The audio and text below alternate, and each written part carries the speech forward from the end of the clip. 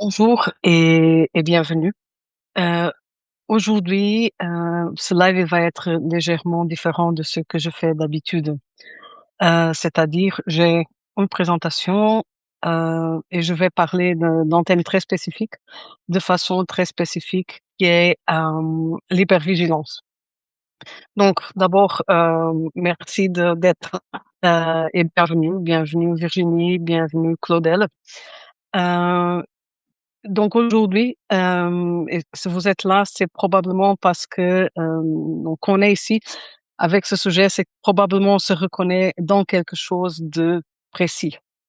Et donc, l'hypervigilance, en gros, c'est comme un moteur qui tourne. Donc, cette, vigilance permanente d'être tout le temps en alerte.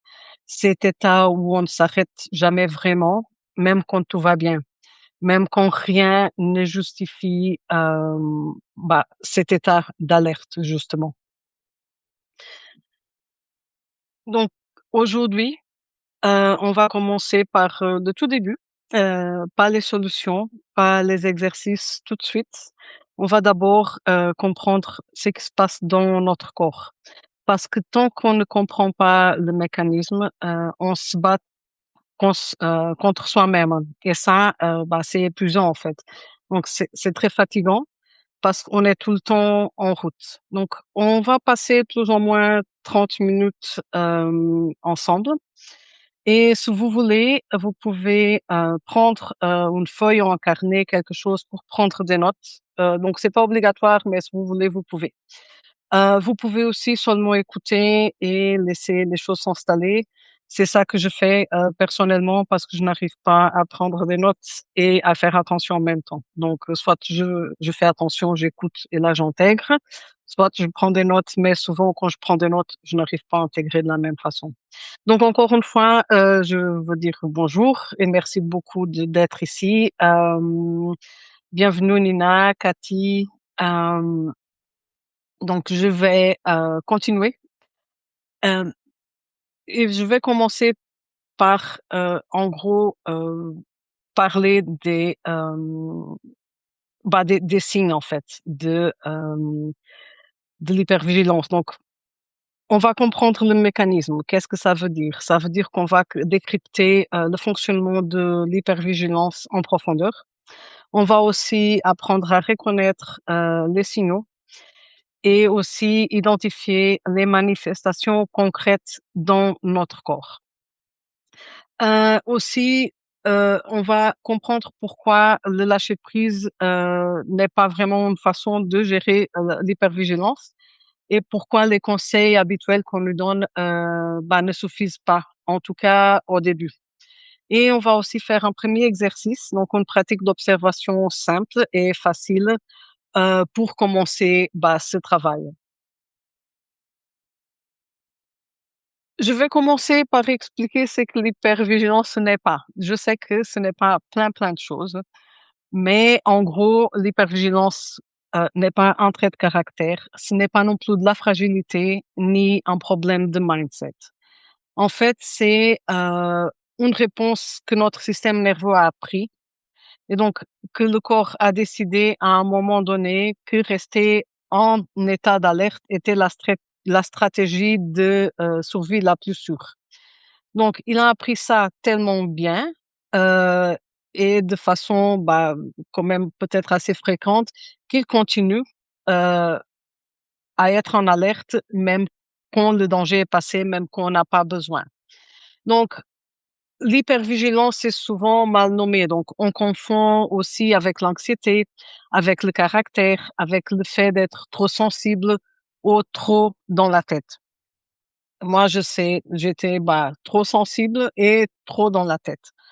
Et en fait, ce n'est pas ça vraiment. Donc, l'hypervigilance, en gros, c'est une réponse apprise, dans notre système nerveux.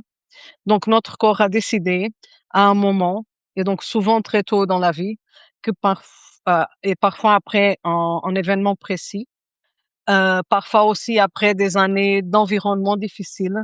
Donc le corps a appris et le système nerveux aussi que rester en alerte était la stratégie.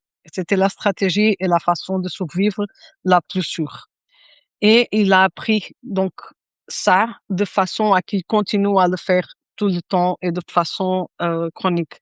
Donc même quand il n'a plus de danger, même quand, il y a, par exemple, un moment de repos ou quoi que ce soit, donc on continue, dans cet état d'alerte, même quand il n'y a plus de danger parce que c'est cette réponse que notre corps a appris. Donc on peut imaginer, un détecteur de fumée, donc ultra sensible, en fait. Et donc au début, il fonctionne comme prévu, donc il y a un danger, donc il y a de la fumée, l'alarme, il commence et après on retourne au calme, donc en mode d'arrêt. Mais après des mois ou des années de surcharge, en fait, des environnements imprévisibles, de relations où on devait constamment calculer ou se défendre ou se protéger, ou des situations où baisser la garde était risqué. Donc, ça fait que le détecteur a été recalibré pour détecter très vite toutes ces choses et donc toute cette, en fait, tout ce moment de stress qui étaient des risques et que notre corps, et notre système nerveux, tout ce qu'il veut, c'est nous garder en vie. Donc, il a appris justement à être tout le temps en alerte. Et donc maintenant, il sonne pour un rien. Donc, il ne distingue plus la fumée du parfum. Il ne distingue plus, si c'est juste, une fumée très légère qu'en fait, c'est juste un tout petit signe d'une grosse fumée de vrai danger. Et donc, et surtout, donc, il ne s'étend, plus vraiment. Donc, il est tout le temps en route. Donc, il reste en veille active à consommer de l'énergie même quand tout est calme. Et c'est pour ça qu'après on est fatigué parce on est tout le temps en veille, donc c'est une veille active et donc ça consomme de l'énergie, ce qui fait qu'après on est fatigué. Et donc 80% des signaux de nerfs vagues remontent du corps vers le cerveau. Et donc le corps, il parle en premier et le mental, il suit. Donc on ne peut pas raisonner un détecteur de fumée ou un détecteur de danger. Donc, c'est le corps et donc c'est une réponse corporelle. Et ce qu'on peut faire, en fait, c'est de lui montrer qu'il n'y a pas de feu. Et donc, les signaux corporels, est-ce que est-ce que vous reconnaissez en fait? Je vais nommer quelques signaux. Donc, l'idée, c'est pas de faire une liste à cocher, c'est juste pour voir si quelque chose résonne. Et donc, par exemple, des signaux que je vois souvent, donc chez moi, mais aussi chez les personnes avec qui je travaille, donc dans le corps. Donc, les épaules remontées, la mâchoire serrée, le ventre noué. Et ça, par exemple, quand on fait des exercices somatiques, souvent, on a des sensations comme ça. Donc, on sent que les épaules elles sont tendues, ou peut-être qu'on a un petit peu mal. Parfois, on sent aussi que la mâchoire elle est très tendue. Ou le ventre, on a aussi des sensations dans le ventre. On a aussi la respiration qui peut être courte et haute et rapide. Elle peut être plus logée dans la poitrine que ventrale et c'est une respiration qui n'est jamais profonde. Dans le mental, par exemple, des conversations planifiées, à l'avance, donc qu'on est tout le temps en train de se préparer pour une conversation qu'on sait qu'on va avoir et qui nous laisse, tendus, mais parfois même pas. Mais on a quand même cette préparation en boucle. Des sursauts, au bruit soudain, au des sursauts en général, donc avoir peur, souvent, tout le temps par les moindres choses et aussi de la surcharge sensorielle. Donc la surcharge sensorielle, donc et aussi une certaine hypersensibilité n'est pas nécessairement toujours, des émotions. Donc l'hypersensibilité, ça peut être aussi, les bruits, les odeurs, les lumières, et plein de choses. Donc tout ce qui est lié en fait à nos sens et donc ça devient une surcharge. qu'on est en état d'alerte permanente parce que ce sont ces choses-là aussi, donc ces sens-là qui nous permettent en fait de comprendre qu'on est en danger. Et donc, face au calme, donc quand on a des moments de calme et de détente, on sent quand même de la tension. Donc, par exemple, même en vacances, et à la limite, parfois c'est pire parce que justement, on se méfie parce que tout est calme, tout va bien, c'est un moment paisible. Et donc d'abord, on a cet état d'alerte et après, on sent encore plus d'alerte parce qu'on est calme. Hem, Aussi le malaise face au repos et aussi cette impression que si on arrête de surveiller, quelque chose va foirer. Hem Et ça, bah, c'est quelque chose que peut arriver et que peut-être que vous arrive. Donc, heu, dites-moi si vous voulez dans le chat, que je vais lire plus tard, si vous vous reconnaissez dans ces signes, et celui s'il y a un ou 2 ou même 3 ou plus que vous parlent plus, que les autres. Et donc encore une fois ici, ce n'est pas le caractère, ce n'est pas qui nous sommes, c'est notre corps qui a appris, à faire ça pour nous protéger. Et donc, pourquoi, le lâcher prise ne fonctionne, pas? Donc, souvent on nous dit de méditer, de respirer profondément, d'arrêter de mettre la pression, et aussi, aussi on nous dit de nous calmer, et plein d'autres choses. Et pour moi, c'est un petit peu: «Si je pouvais, je le ferais». Donc si je ne le fais pas, c'est que je ne peux pas. Donc, si on me dit de respire, donc à la limite, ça va m'énerver plus parce que je n'arrive pas. Si j'arrivais à respirer dans ce moment-là ou à me calmer, bah, je ne serais pas dans cet état-là.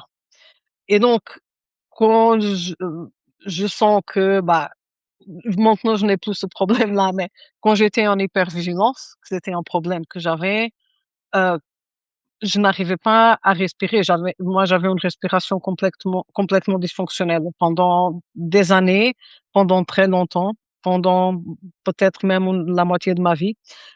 J'ai eu une respiration complètement dysfonctionnelle et je n'arrivais pas à respirer bien ni profondément, ni de façon régulière et encore moins, j'arrivais à arrêter de me mettre la pression, jamais de ma vie. Donc j'avais à la limite besoin de cette pression et c'était, une espèce de fuite, en fait, de me mettre la pression et d'être tout le temps en route. Et donc, quand on nous donne ces conseils, en fait, c'est avec une bonne intention, donc il faut pas répondre mal aux gens.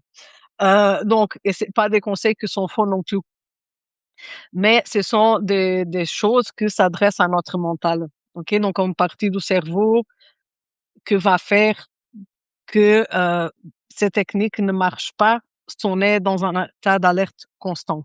Et donc, notre système nerveux, il ne parle pas le langage des mots. Il parle le langage des sensations corporelles, des émotions, des mouvements et aussi des signaux physiologiques. Et donc, c'est pour ça qu'on peut comprendre l'hypervigilance intellectuellement, c'est qu'on est en fait en train de faire ici maintenant.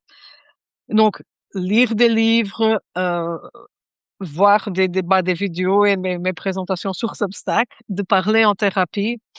Mais on va quand même peut-être continuer à se lever à 3 heures du matin, avec le moteur qui tourne à fond.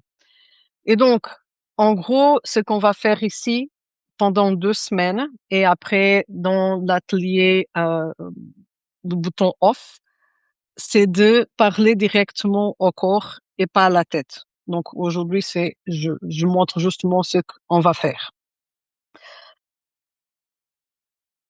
Donc la première chose et donc ça, c'est notre premier exercice. Donc ici, vous pouvez, si possible, vous installer confortablement et vous pouvez regarder le slide pour avoir une idée des exercices, mais de toute façon, je vais partager les exercices après, quand je vais publier ce live, donc pas besoin de lire maintenant, à la limite, ni de prendre des notes. Donc installez juste confortablement et après, si possible, fermez les yeux ou gardez peut-être le regard doucement vers le bas. On va faire quelque chose de très, très simple, donc on n'a pas besoin d'un résultat, c'est juste observer. Et si par hasard je dis quelque chose que vous n'observez pas, tout va bien, l'idée, c'est vraiment juste d'observer. Donc, maintenant que tout le monde est confortablement installé, vous pouvez vous poser mentalement cette question: «Est-ce que je suis en alerte en ce moment?» Et donc quand vous vous posez cette question, observez sans changer quoi que ce soit, juste observez. Et donc, est-ce que vos épaules, elles sont remontées? Oh, peut-être la mâchoire, qu'elle serre quelque chose. Vous pouvez aussi observer votre respiration, où elle en est. Juste observer sans rien changer. La vitesse de la respiration et où vous la sentez. Peut-être dans la poitrine, peut-être dans le ventre. Vous pouvez juste observer. Et moi, je vais rester en silence pendant quelques instants, juste pour que vous puissiez vraiment observer si vous êtes en alerte, vos épaules, la mâchoire, la respiration.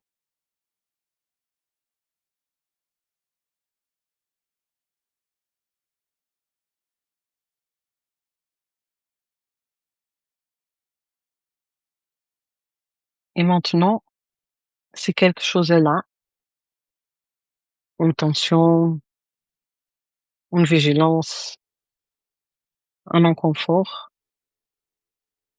vous pouvez le nommer simplement. Vous pouvez le dire mentalement ou vous pouvez le dire avec votre voix. Et si c'est le cas, vous pouvez dire: «OK, là, je suis en alerte». Et si c'est pas le cas, vous pouvez dire ce que vous ressentez.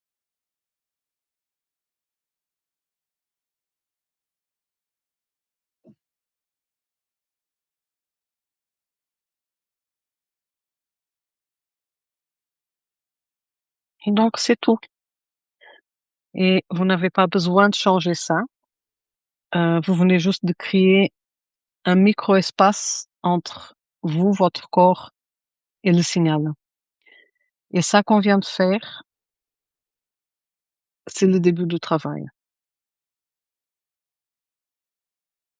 Et donc vous pouvez encore rester ici quelques instants et après vous pouvez revenir doucement. Si vous avez choisi de fermer les yeux, vous pouvez les ouvrir et vous pouvez revenir doucement ici à l'écran si vous n'êtes pas là encore.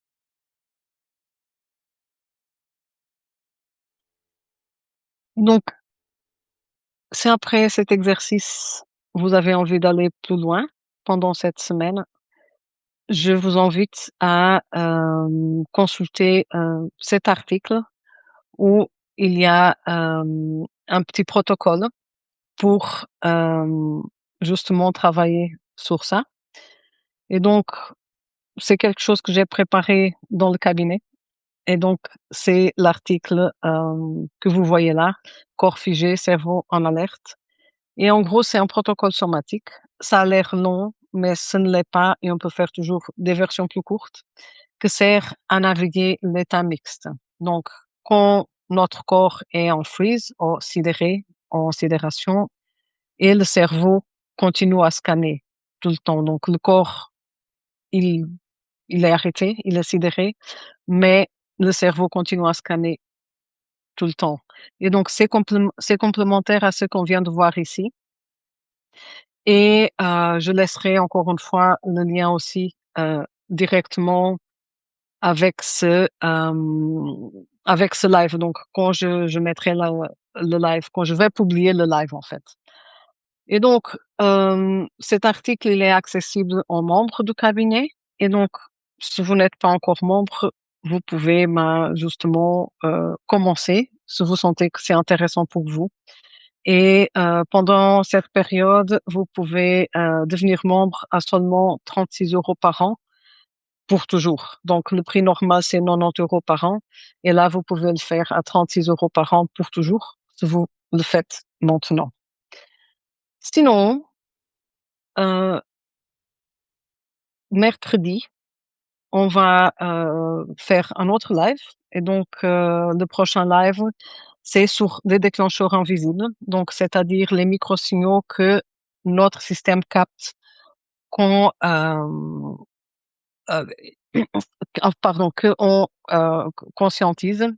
Et donc, j'aimerais bien vous remercier d'être ici. Et en gros, pour récapituler, ce qu'on a fait aujourd'hui, c'est de comprendre que l'hypervigilance n'est pas ce qu'on est, c'est une réponse apprise. Et ce qu'on a appris, peut-être lentement ou peut-être pendant longtemps, c'est quelque chose qu'on peut désapprendre ou apprendre autrement.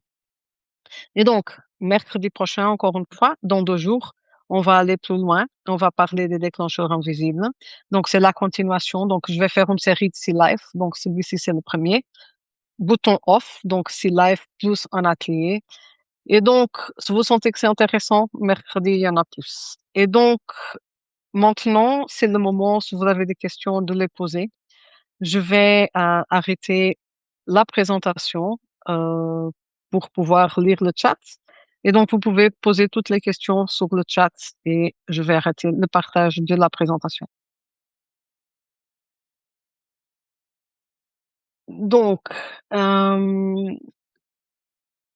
la première chose, c'est que je vois, Christiane, tu as tellement raison, c'est le 3. Donc, c'est le mercredi 3 et pas le jeudi 4. Donc, c'est ce mercredi, le prochain live, je pense qu'à midi, au 12h30. Vous allez recevoir un email quand le live commence, au cas où vous ne recevez pas sur la notification, sur l'application, une notification sur l'application. J'aimerais bien savoir si vous avez des questions. Si vous avez des questions, j'attends un petit peu parce que parfois sur le chat ça prend un petit peu de temps. Je vois Christiane, tu te reconnais parfaitement dans la description. Bah c'est très courant en fait. Euh, Sinon, Nina, t'as dit que en ce qui te concerne tout va bien. Juste après, tout détruit tout. Donc, tu comprends très bien cette idée selon laquelle en vacances, ça peut être pire. En gros, en vacances, ça peut être pire parce qu'on a le temps. Et donc, on a le temps. Les vacances, en fait, parfois, c'est un moment difficile parce qu'on a, oui, toute la pression avant les vacances. Et les vacances, c'est le moment de justement laisser la pression partir. Et donc, parfois, il y a la dépression. Donc, c'est justement le relâcher de toute cette tension que parfois, avant d'aller mieux, peut être pire. Et donc, on a le temps de penser, on est en train de décharger. Donc, souvent, notre corps, ben, il décharge, mais on a mis tellement de charge, on a déchargé si peu avant que cette décharge, elle peut être très forte et parfois, donc, ça peut carrément faire mal. Donc, il y a beaucoup de personnes, par exemple, pendant les vacances, c'est le moment où elles ont mal au dos. Donc, à partir du moment qu'elles commencent les vacances, elles commencent aussi à avoir mal au dos. Et en gros, c'est le corps qui a beaucoup chargé et qui commence à décharger et qui se laisse aller. Et donc, finalement, bah, il se laisse aller et on a mal. C'est pas nécessairement agréable, mais mais c'est une réaction corporelle. Donc, ça, c'est la première chose. Je ne sais pas s'il y a des questions, donc je ne vois pas vraiment de questions. Euh, S'il n'y a pas, du coup, je vais profiter, je vais commencer à clôturer. Donc, j'aimerais bien dire que, au contraire de ce que je viens d'annoncer, que le live, c'est le 3 juin et pas le 4, donc c'est-à-dire mercredi 3 juin. Je vais revoir toutes les dates parce que du coup, maintenant, j'ai peur d'avoir fait une erreur. Sinon, je vais vous laisser tout en vous remerciant d'être ici quand même si nombreux et nombreuses. Et je vous dis à mercredi, à très bientôt pour le live sur les déclencheurs invisibles. Merci beaucoup et à bientôt.